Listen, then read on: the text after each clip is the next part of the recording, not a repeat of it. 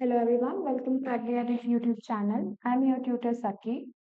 Today we'll be discussing the second part of respiration in plants topic in the crop physiology lecture series. This is my short intro. I have done my undergraduation from JNK Jabalpur. Currently, I'm pursuing masters at IRI Hyderabad Hub Creda, Department Agronomy. I have secured All India rank 12th in ICRPG 2024 examination. So before starting the lecture, in the previous lecture, we have studied what is aerobic respiration, what is anaerobic respiration. Glycolysis we studied, that it takes place in cytoplasm. Then Krebs cycle we studied, and now comes the electron transport chain. Okay, so the site for electron transport chain is inner mitochondrial membrane, that is cristae.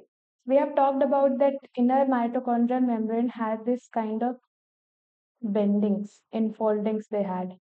So this is what cristae is. Okay. Its work is to increase the surface area for the metabolic reactions. So the site for electron transport chain is inner mitochondrial membrane. This you have to remember. Now come there are five complexes in a inner mitochondrial membrane. Complex 1 consists of NADH2 dehydrogenase plus flavomononucleotide plus iron sulfur protein. Okay. Complex 2 consists of FADH2 dehydrogenase plus iron sulfur protein. Complex 3 consists of cytochrome BC1 complex, whereas complex 4 consists of cytochrome AA3 plus cytochrome C, which is a mobile. It is a mobile electron carrier. Okay, and complex 5 is ATP synthesis. So this you have to remember what complex 1 is having, like NADH2 dehydrogenase plus FMN plus iron sulfur protein. So this complex name with what are they, like cytochrome BC1 complex. See, this you have to remember. And there are two mobile electron carriers, that is ubiquinone, UQ short form, and cytochrome C, that is this. Two mobile carriers. So they'll move from one place to another to transport the carrier, to transport the electron. Okay, let's move to the next slide. Now comes the complexes and their components, and this is important. Inhibitors. This rotenone and amytal inhibits complex 1. So it will stop the functioning of complex 1. And this is the PYQ of 2002. So you have to remember this. It was it was asked in JRF 2022 examination. So the inhibitor of complex 1 is rotenone and amytal. Inhibitor of complex 3 is antimycin. Inhibitor of complex 4, that is cytochrome C oxidase, is cyanide and carbon monoxide. Complex 5's inhibitor is oligomycin. Okay, this inhibitors you have to remember. This is very important. Next. So what happens in electron transport chain? All the reduced hydrogen acceptors like NADH2 or FADH2 move to the ETS, where they release their hydrogen and get reoxidized to NAD plus and FAD plus. It's understood. Okay. So these will come to the ETS. They will release hydrogen and get reoxidized to NAD plus or FAD plus, so that they can again enter into the respiration process. ETS is a chain of some hydrogen electron carriers that we studied previously, present in the inner mitochondrial. The location for ETS is inner mitochondrial membrane. The significance of ETS is to remove hydrogen from the reduced hydrogen acceptors from NADH2 or FADH. The main significance of ETS is to remove the hydrogens from the NADH2 and FADH2. During this process, hydrogen acceptors get reoxidized and ATPs are produced. Okay. How comes the mechanism? Electrons from NADH produced in the mitochondrial matrix during citric acid cycle, that is Krebs cycle, are oxidized by NADH dehydrogenase, complex 1. Okay, so if NADH2 is coming at complex 1, it will get oxidized by NADH2 dehydrogenase, and electrons are then transferred to ubiquinone located within the inner membrane. Let us first start with the mechanism. Okay, here.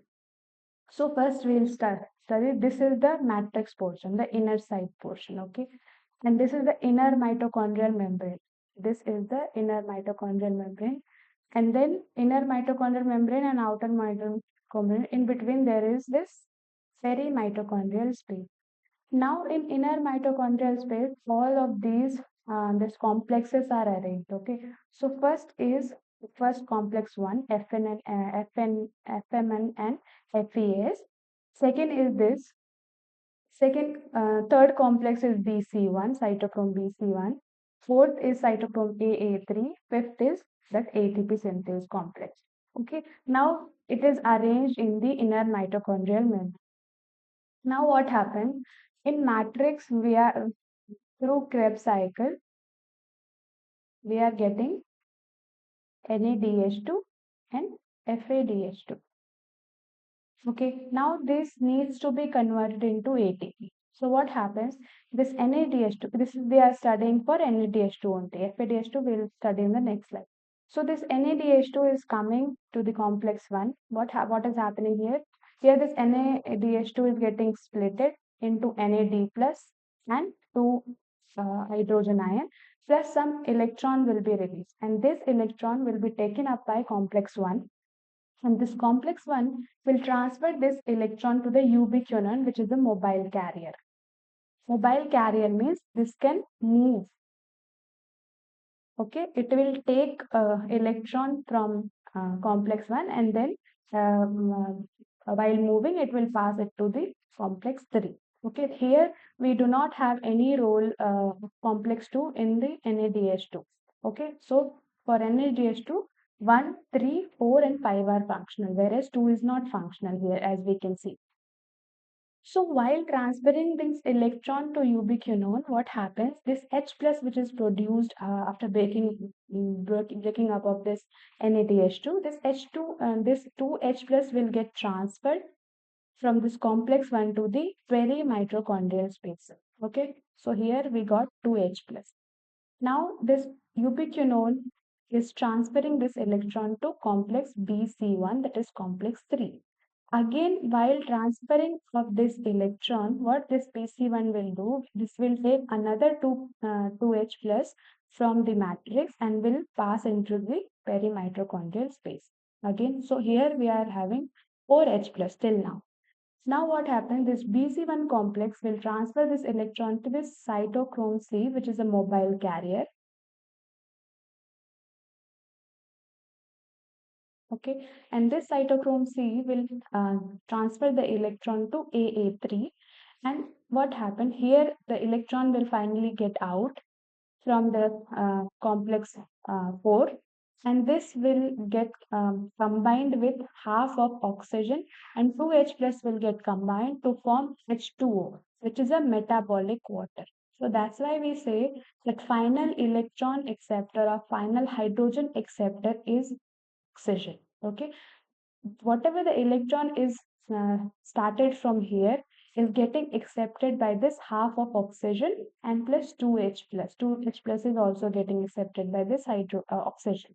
So that's why we are getting to this one molecule of H2O, that is a metabolic water, because it is formed metabolically. By reaction we are getting this H2O.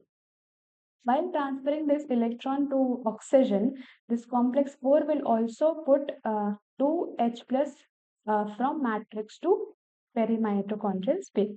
Okay, now we have 6H plus. Okay, now comes the role of complex 5. This complex 5 is responsible for oxidative phosphorylation. What is this? So whatever the H plus is accommodated here, this came from matrix, this has to be released from this perimitochondrial space. So this F not F1 particle, what they'll do, they will rotate like this and they will pass one by one 2H plus. So they will rotate one time and they'll pass 2 hydrogen. And during that passing of hydrogen, they will take 1 ADP plus inorganic phosphate from matrix and they will produce 1 ATP. So as 2 hydrogen, when we are passing 2 hydrogen from perimitochondrial space to matrix, one ATP is getting formed. So we have six hydrogen. Okay, two hydrogen is responsible for formation of one ATP, and then six hydrogen will lead to three ATP. That's why when we earlier studied that one one NADH2 is equivalent to three ATP. So that's how the ATPs are formed. So one NADH2 is three ATP. How this three ATP is forming?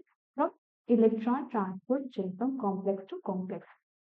But for NADH2, this complex 2 is not required. Only what is being used is complex 1, complex 3, complex 4, and complex 5. Okay, I hope you have understood till the time.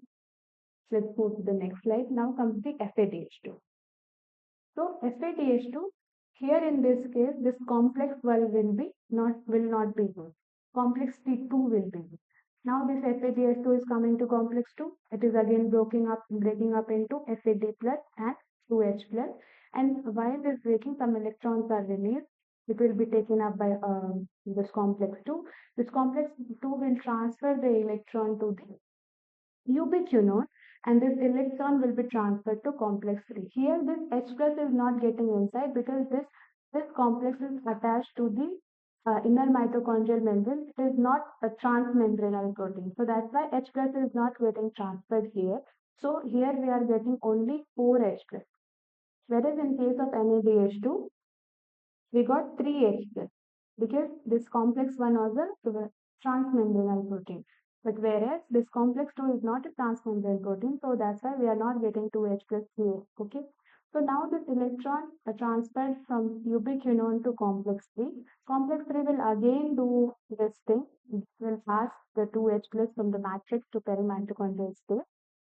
Now this electron will be transferred to cytochrome C, which is a mobile carrier. And this cytochrome C will pass the electron to the complex AA3, it is complex 4. Now this electron will go to half of oxygen. While passing this electron to the half of oxygen, this will again transfer 2H plus from the matrix to the perimitochondrial space. So, and now here also 2H plus with half O2 will combine and will form one molecule of metabolic water. So here also this oxygen is the final electron accepted. And now what happens?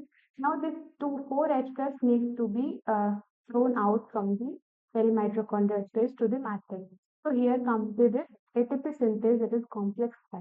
So this will again rotate one time and this will release 2H plus from it. While releasing 2H plus from perimitochondrial space into the matrix, one ADP plus inorganic phosphate will combine in the matrix and it will form ATP.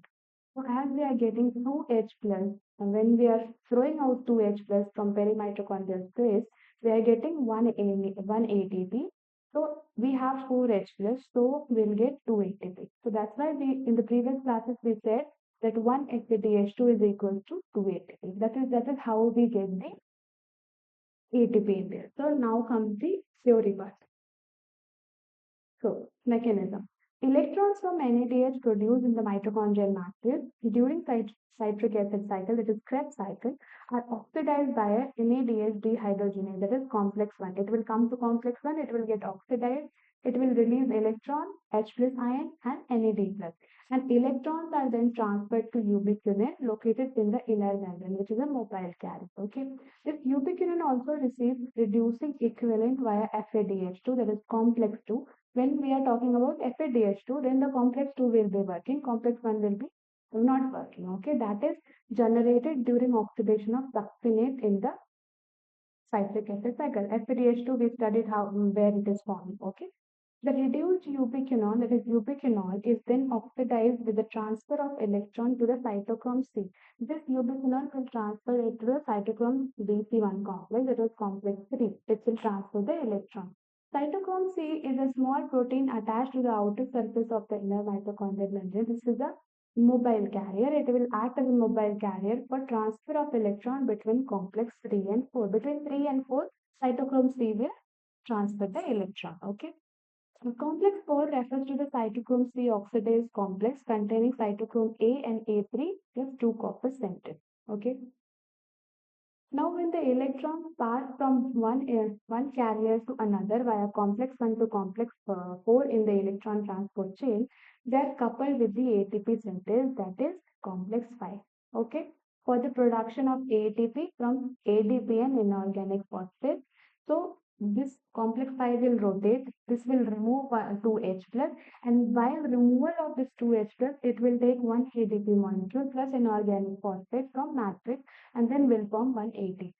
Okay, so number of ATP molecules synthesized depend upon the nature of electron donor. If NADH is the electron donor, then it will give rise to 3 molecules of ATP.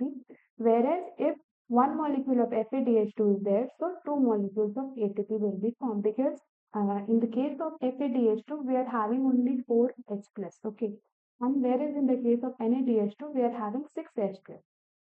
Although the aerobic process of respiration takes place only in the presence of oxygen, the role of oxygen is limited to the terminal stage of process. Here, the role of oxygen is not that important. Yet, the presence of oxygen is vital because it is the final electron acceptor. Since it drives the whole process by removing hydrogen from the system, oxygen acts as a final hydrogen acceptor and also final electron acceptor.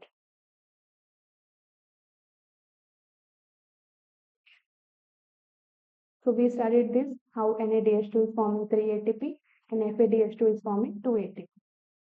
Now comes the energy count. One glucose, if it is respiring, then how much energy we are getting. So when we talk about glycolysis, in glycolysis we got 2 NADH2 and 2 ATP. This is the net energy which we got. And this 2 ATP is formed by substrate level phosphorylation, means there is no ATP synthase involved in the formation of this ATP. Okay. Then comes the link reaction where 2 pyruvic acid get converted into 2 acetic coenzyme A, and during this reaction we got 2 NADH2. When this 2 NADH2 will get to ETS, means electron transport system, it will get minutes. 1 NADH2 will give 3 ATP. So 2 3s are 6 ATP, and that will be oxidative phosphorylation. Means here the ATP synthase is involved in the synthesis of ATP. That's why it is oxidative phosphorylation.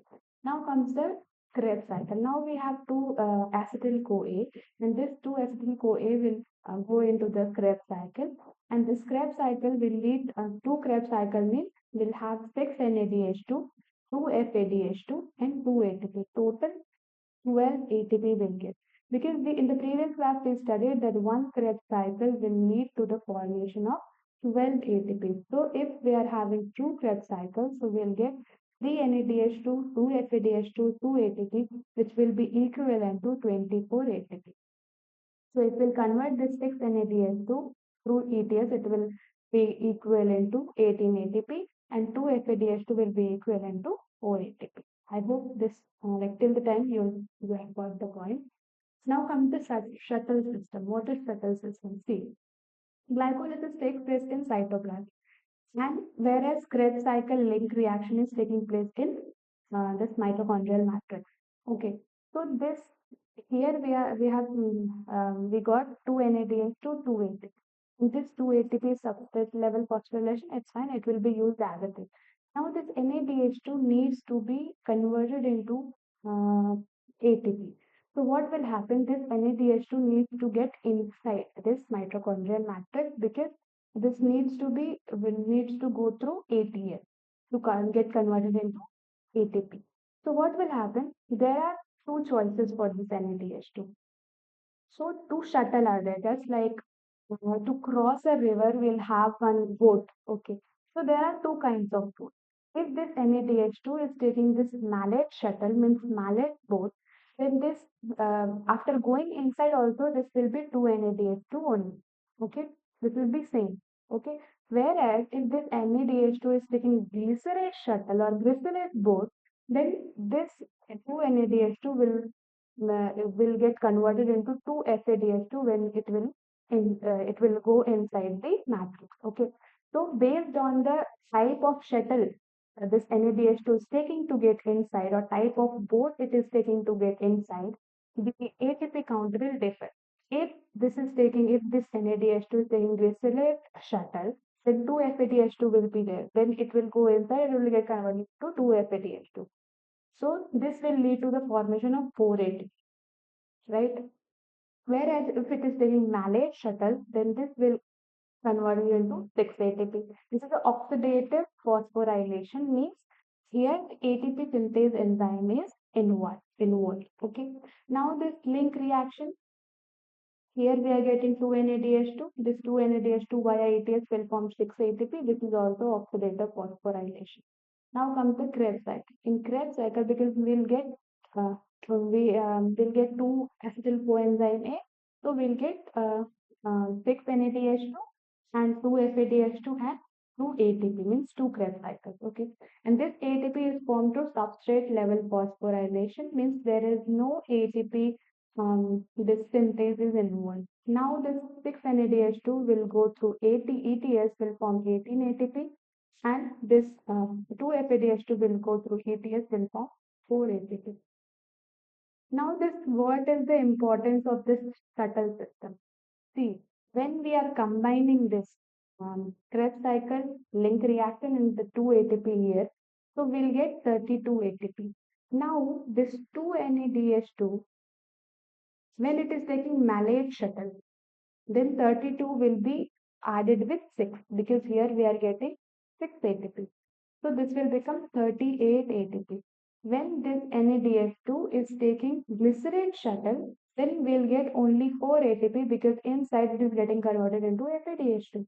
So here 32 plus 4, so 36 ATP. That's why in some cases it is written 36 ATP and some cases it is written 38 ATP.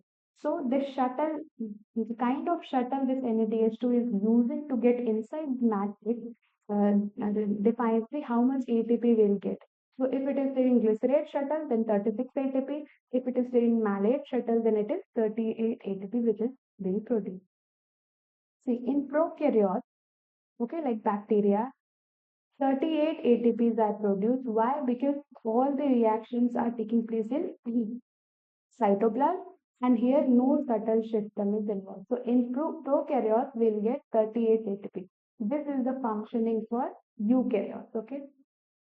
In eukaryotes, we might get a 36 ATP or 38 ATP.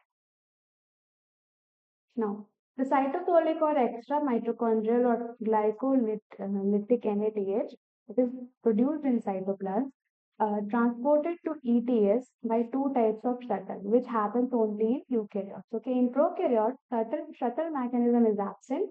They always get 38 ATP from aerobic respiration of one glucose, because though there is no shuttle mechanism, all the processes, all the respiration processes are taking place in cytoplasm only. Whereas in case of eukaryote, in cytoplasm, they are having this glycolysis. So whatever the NADH2 produced in cytoplasm needs to be transferred to the matrix. And during that transfer, we have two options. We have two both, glycerate shuttle and malate shuttle. And based on that, the ATP product produced will differ. Now, why we in the first class we said that respiration is an amphibolic pathway. Amphibolic means it is a catabolic also and anabolic also. Okay, so some things are getting synthesized, some things are getting broken down. So firstly, we have three things: fats, carbohydrates, protein. Okay, now carbohydrates will directly go for glycolysis, glucose 6-phosphate, fructose 1,6, and then dihydroxyacetone phosphate or glyceraldehyde 3-phosphate, like this. Whereas this fats will get converted into fatty acid and glycerol. This will get converted into acetyl coenzyme A. This acetyl coenzyme A will go to form fatty acid and glycerol. So it is an anabolic process because something is getting synthesized here. Okay. So, and this can also go to synthesize amino acids, and whereas this different 3-I-3-phosphate will get converted into pyruvic acid, part of glycolysis. Now this pyruvic acid will synthesize acetyl-CoA. This acetyl-CoA will go into the Krebs cycle.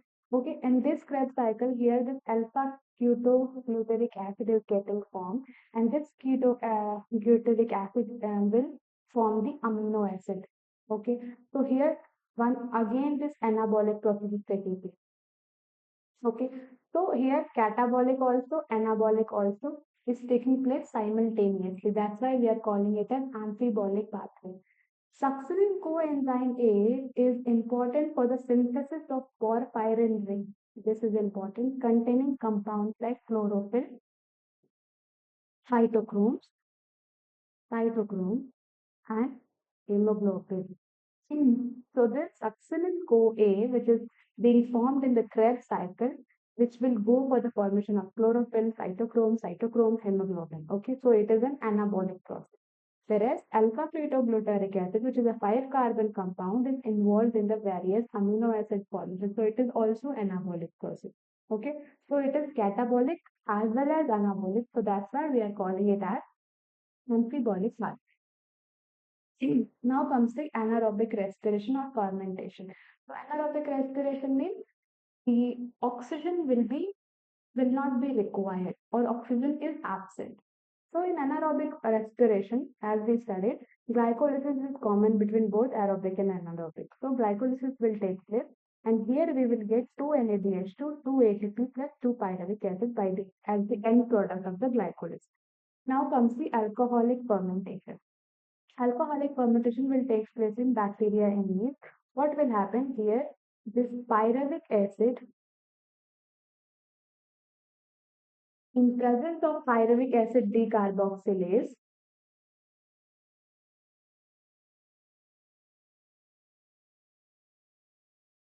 okay, in presence of pyruvic acid decarboxylate, it is getting converted into acetaldehyde plus 2 carbon dioxide will be released here.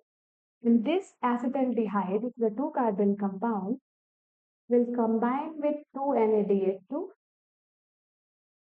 in presence of alcohol dehydrogenase, and this will form ethanol. And this 2 NADH will be released. Okay. So here the net ATP gain,